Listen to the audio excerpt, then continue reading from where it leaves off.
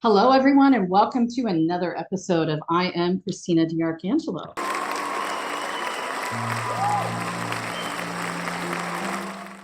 And with me today is one of my friends and colleagues that works in the cannabis space, who's here to talk to us about all the wonderful things that he's been up to and all the things that he's been doing in the past to help patients. Welcome, Otha. Hey, great to see you, Christina. Happy to be here. Awesome. Thank you so much for joining us. Would you like to tell everyone, our viewers and listeners, about yourself, where you've been, what you've been doing? Because you came from mainstream, kind of like I did, and got into the space, but you've been in the space a little bit longer than me. Yeah, 100%. Otha Smith, I'm the CEO and founder of Tetragram. We're based out of Baltimore, Maryland. And, just to give some history of myself. So, I've always been an entrepreneur. Started my first company when I was in high school.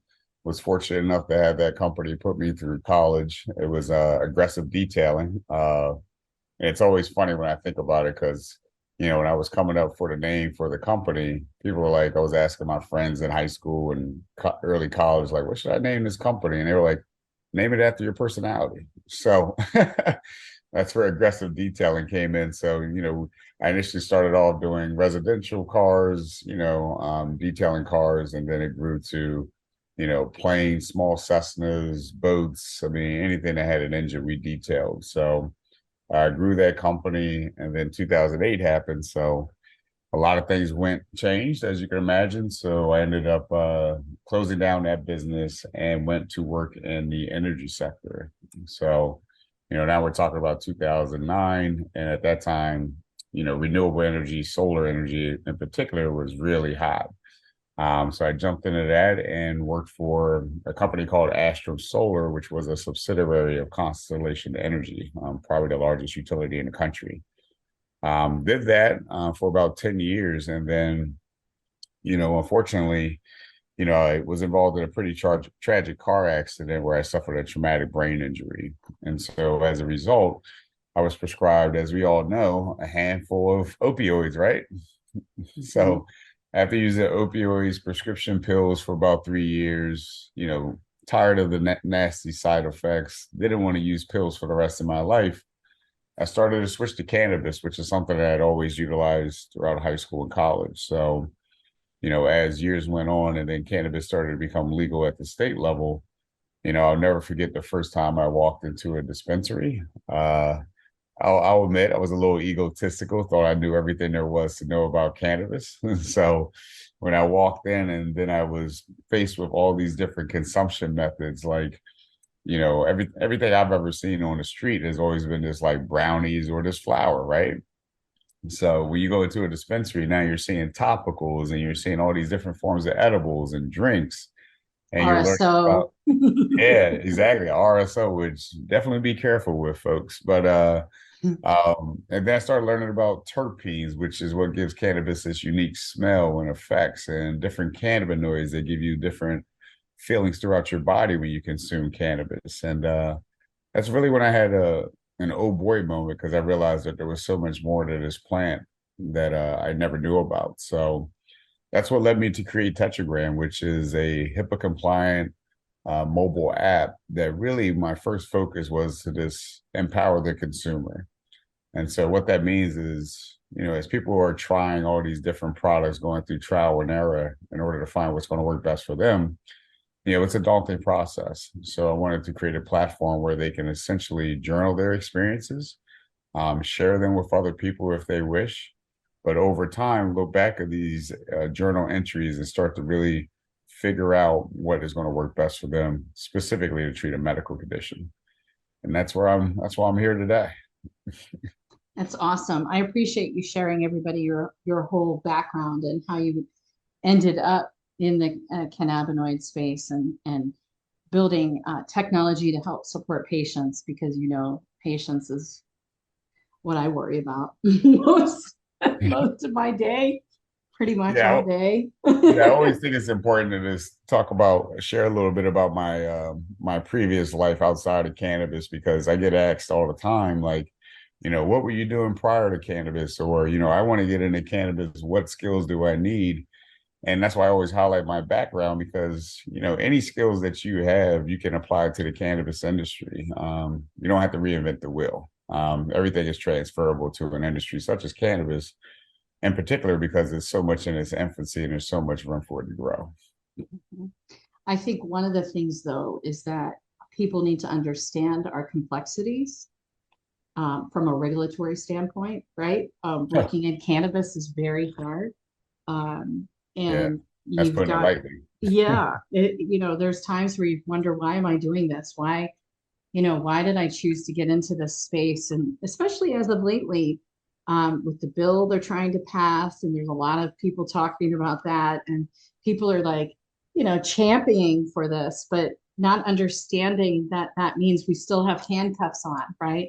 We still can't move the product from state to state without a DEA license. So it's kind of like, okay, so you rescheduled, but what did it really do to help us from a patient standpoint? I was on a Zoom call today with a group that we're going to be investing in, and we're going to be doing clinical studies for them as well.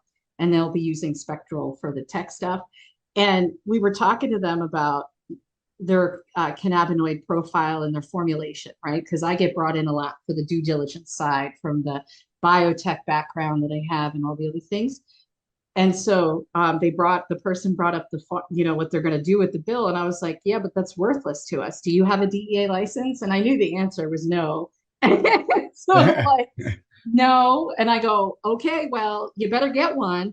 And the other thing is, not only are we going to have to procure a DEA license, but we have to be visionary as to where we want to move the product for clinical studies in advance to doing feasibility for proper clinical trial sites, right? Because you've got to follow the traditional flow when you run clinical studies, regardless of what the compound is, right? You can't just go, oh, I'd like to work with this guy in Jersey, like, Yeah, and that's, exactly.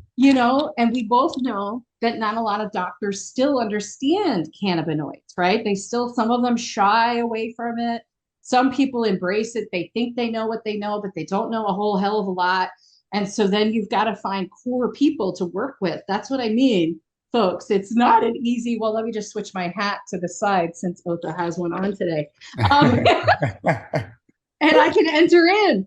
That's not, you better have good mentors.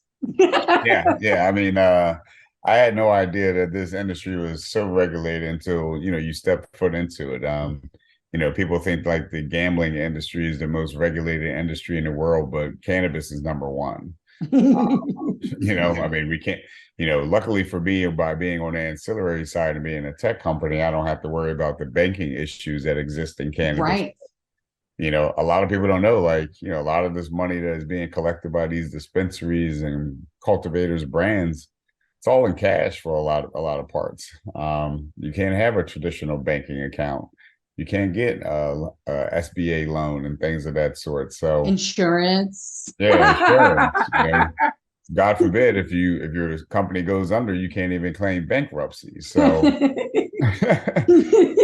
so there's a lot of hurdles. I mean, that's why, I tell people if they want to get into this industry, one, you got to have thick skin and tenacity, but you got to be in it for the right reasons. Because people who, get into this industry thinking they're just going to make a quick buck, they quickly realize that's not the case. And then they see all the headwinds you have to face, and they're just like, they start headed for the doors.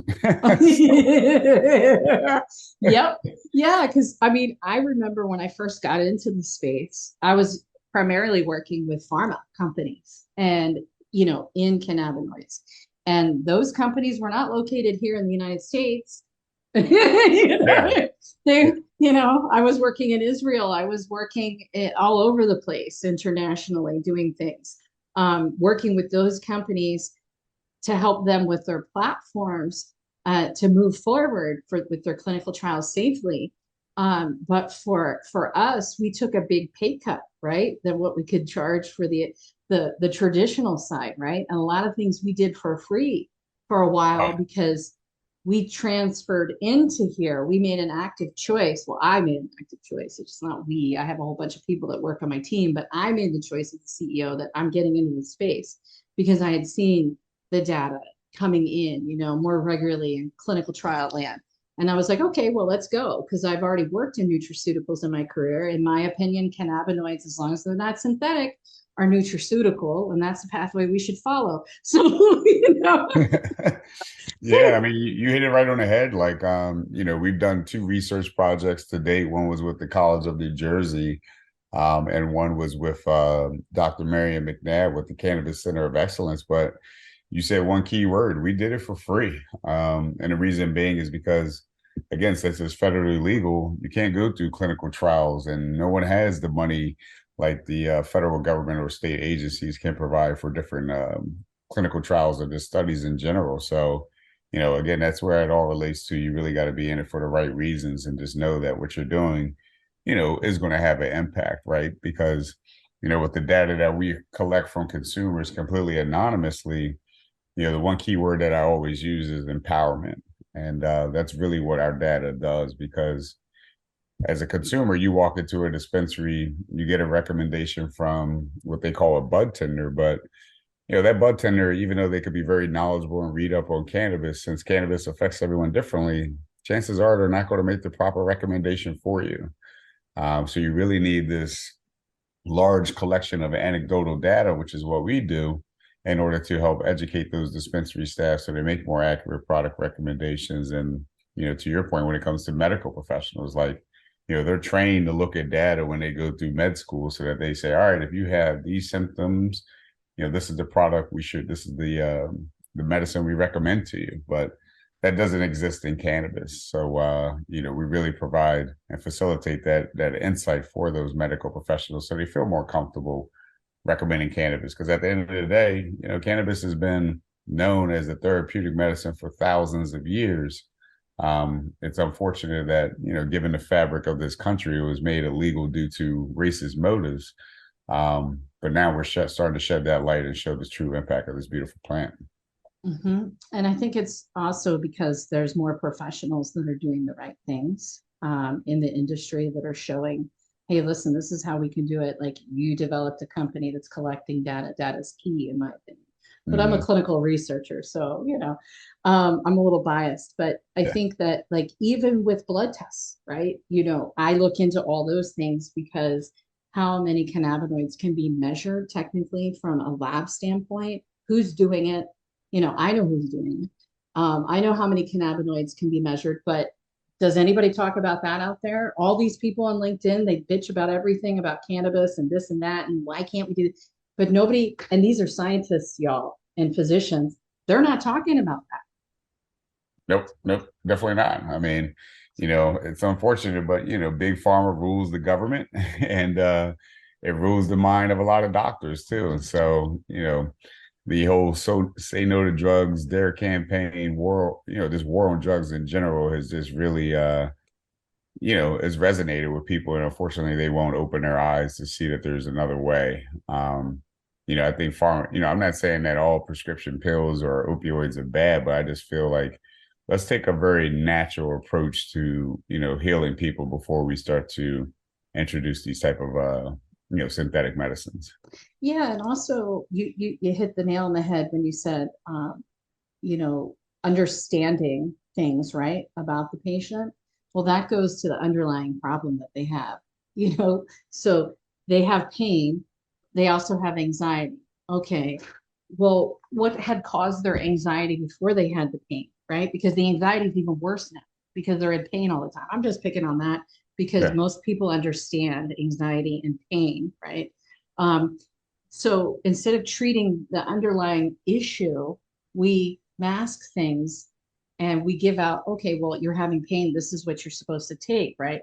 But then if you have a mental health patient that's already on SSRIs, right, for their mental health, and then all of a sudden now they're given something else for the pain, there's a problem because sometimes there's contraindication issues that occur. So now you have another problem because it's impacting your other drugs that you're supposed to take that have been prescribed by your doctor. And no one's paying attention to this because patients don't know what to say to doctors. Most people, I mean, I know when we run clinical studies, we have to write like things at an 8th grade level, education wise, like consents, the patient facing material, everything has to be minimized, right, from an educational standpoint.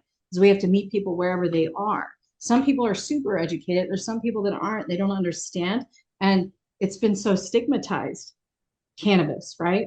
Oh, So, totally. they're afraid to say anything. Like I remember when Pennsylvania opened up and I went to one of the dispensaries that was local to my hometown. I was so excited that this little town called Phoenixville got a dispensary. Like, holy cow, there used to be a steel mill there. My dad was president of the steel, the union for the steel workers, and this is the town, it's a steel town. And here now we have a dispensary. So I showed up to support them because we were working in clinical, studies at the time already then. And I'm a cannabis user. I have a medical card through the program. So thankfully, I could go to the dispensary and support these guys, right? The right way.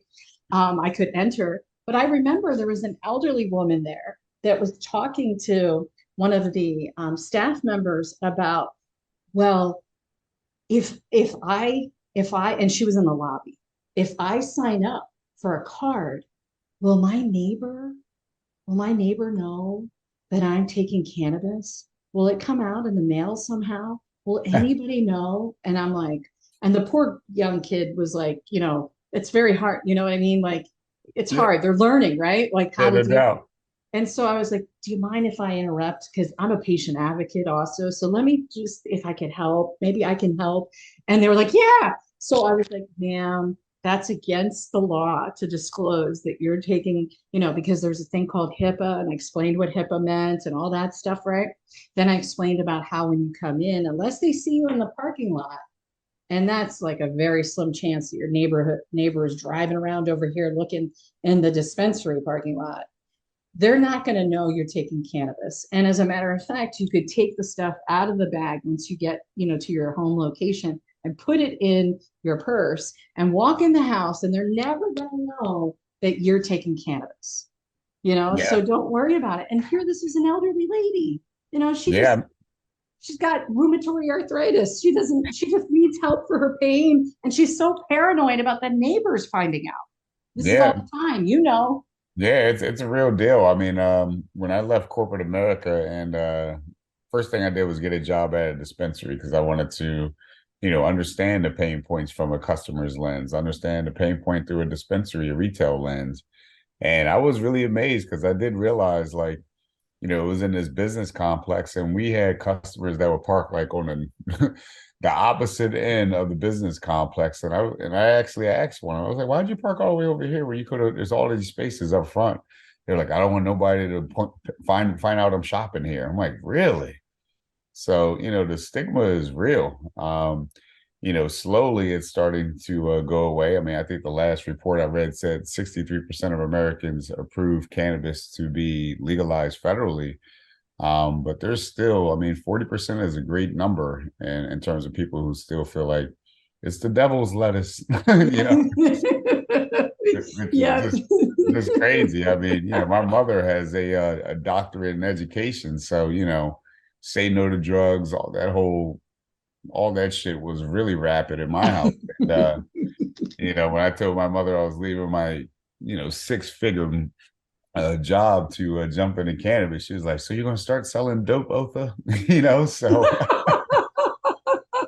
and she sees all the benefits through me, but she still won't ever touch it. But Yeah. I Yeah. just say all that to say that that's why the type of data that we're collecting is so important. There's a lot of companies that collect transactional data, so you know how much is being sold, what is being sold, which is great. But our data puts that into a bigger microscope of saying, okay, so we know what is being sold, but what's the intent behind these purchases? And then, what are the positive attributes associated or potential adverse effects? So, that information goes a long way in terms of this, uplifting this industry and continue to, beat that negative stigma of cannabis into the sand. Yeah, I agree with you. I mean, that's more of an integrity factor, right? Yeah, yeah, no doubt. So, No doubt. I mean, and it helps, right? Because if we can start talking about different terps, say, I'm not going to get into that whole strain thing because you know where I sit as a clinical researcher. Yeah, that doesn't mean anything. The I strain. doesn't, thank you. Yeah. Doesn't mean anything. I think at some point we'll get to a place where it's like, all right, I need a product that has this much this much cannabinoid, this much terpene. That we'll get there. I mean, that's how, like, even like if you think about it, what is it? Rhode Island? No, Connecticut. They don't use strain names. So when you go in there to a dispensary, it's like product J5213, something like that. So it's all about terpenes and cannabinoids, which is refreshing. But Yeah, we need that's how more I space to do that. that's how I buy my stuff. I mean, those poor guys that work at, well, first off, I don't ask them anything because I don't need help. But and I'm not being cocky. It's just, I understand the plant and a lot of the different things, especially since I now formulate. I've been formulating for a couple of years things. So I pretty much know what I want when I go in, depending upon what's wrong with me at that given moment. Um, I'll be glad when this crap goes away and we just talk about cannabinoid properties and the terps and the profile, right? And like, how people automatically think that the higher the THC is, the better they'll do, and it's Yeah. like, no, no, sweetheart, don't do that. And I have a lot of these patients come to the nonprofit, right, for advocacy. And they ask us for advice and like things that, oh, well, I have this wrong and that. And can you tell me this or that? And we're like, yep, sure. And we always tell everybody low and slow. You start Yep. low and slow. You don't come out like Hulk Hogan or whatever. And now you're hitting an 87% THC profile. And you no, because you're going to be laid up. Yeah, exactly. And especially the RSO, right? People, like you said earlier, when people take RSO, that stuff that's what I take at nighttime. So I know, Yeah. like, I take it very, very, you gotta be very conscious. I mean, because they even tell you with RSO, like, you know, a um, a rice grain is enough for yes, someone to feel affected. I mean, yes, it's the most potent form of cannabis. And so, yes, I always tell because people it's just, pure. yeah, and I tell people like stay away from, concentrate, stay away from RSO unless you absolutely have to go there because, once you get your tolerance to that level, then you're talking about it, you're at that top floor for a while, and it's going to take a while before you're able to come back down. Yeah, yeah. So you have to, again, now if you're understanding the terp profiles and you understand what hybrids mean and things of that nature, then you can take it. So I try to be very careful, even with oncology patients, recommending RSO out the gates. Like, if they're naive, I'm like, oh no, no, no. Let's start here Yeah, and build. exactly. I couldn't be more in agreement with you. Like, just take your time. Like, if flower, like me, I'm old school. So like, and a majority of people who consume cannabis, flower is still the number one form of consumption, a product type. But yeah, I mean, you just gotta take your time and really figure out what works best for you. The same thing with edibles. Like, definitely do not feel the urge to feel like I don't feel anything. Let me take more because I've even been there where I've ate too much and it is not a pleasant experience. Oh The no. first thing I want to do is just go to sleep. Exactly. I was in Miami in June and I was at one of my friends came down and was hanging out with us.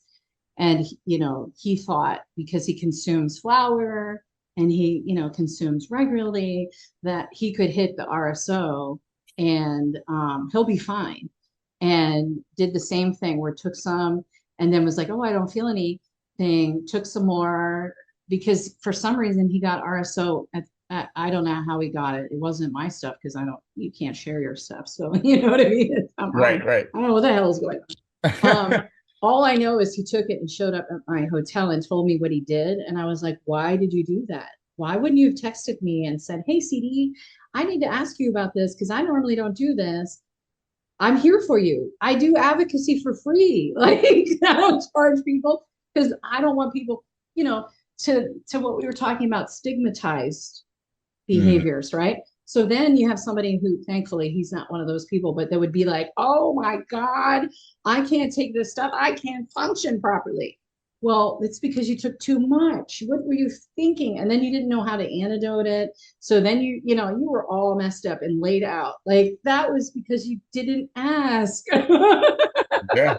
Yeah, exactly right. So it's wild. And you know, there's like essentially 35, 36 markets, because since all these markets have to operate independently, there is no interstate commerce, which you touched on earlier. So, it makes it really challenging for companies that want to have a national reach, because they essentially have to set up a cultivation or a processing facility in every state, as opposed to just having, one centralized location, and then the product gets distributed throughout the country. So, very capital intensive, this industry, by far.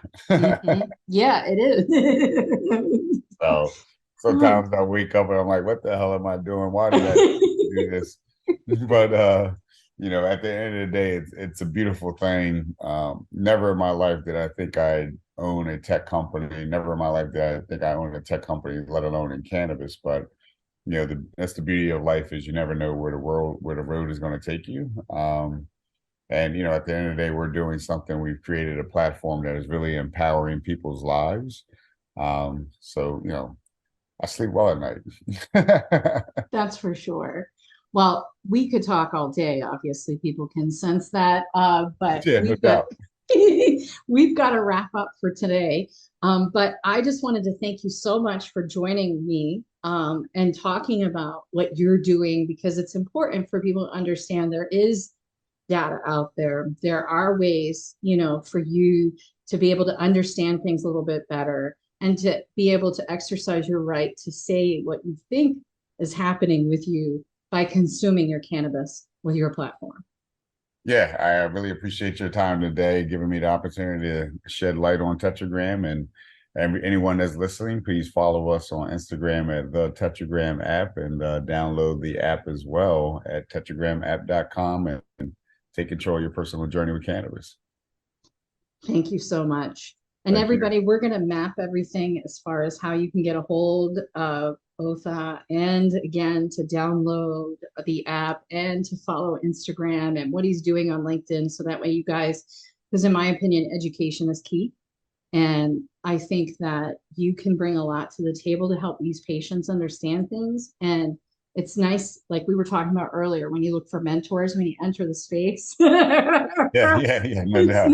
it's nice to be able to access somebody in a group of because there's a bunch of people behind him. It's not like he's the only guy that, but you know what I'm saying, your team and how you guys have made a positive impact in our industry. So thank you. Thank you again. Appreciate you immensely. Thank you again. So as we always say, remember, we are the same. I am Christina DiArcangelo.